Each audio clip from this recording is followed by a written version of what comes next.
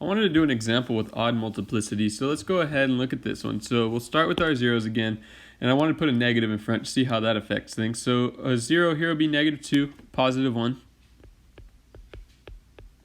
So the -2 has a multiplicity. If you realize it's going to occur 3 times. Remember, this is just if you were to list it out, x plus 2 times x plus 2 times x plus 2. So it's occurring 3 times. So it's going to have a multiplicity of 3. And then the x equals 1 will have a multiplicity of 2. And I know we're focused on the odd multiplicity here, but I want to bring back that even multiplicity so we can kind of see the difference. So we'll start with our number line. We have our -2, we have our +1.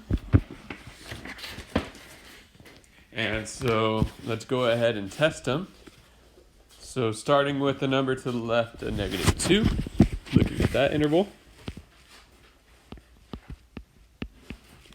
That would be a number like f of -3. So plugging that in, so this negative is always going to be there. It doesn't matter what we plug in, that's going to be negative there. And then -3 plus 2 is negative cubed. Think about a negative. If you have a negative cubed, you have it 3 times. So if you have a negative an odd number of times, it's going to be negative.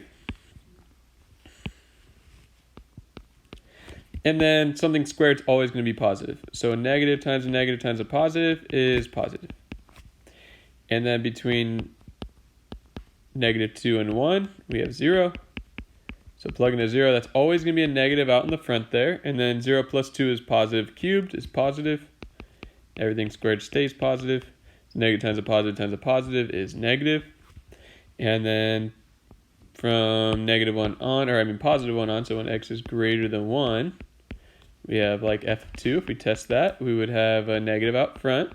2 plus 2 is positive, cubed is still positive, and then everything squared is still positive. So negative times a positive is negative. Now notice, remember, this 1 has a multiplicity of 2. An even multiplicity, the sign won't change. So it goes from negative and it stays negative at that 0 because it has an even multiplicity.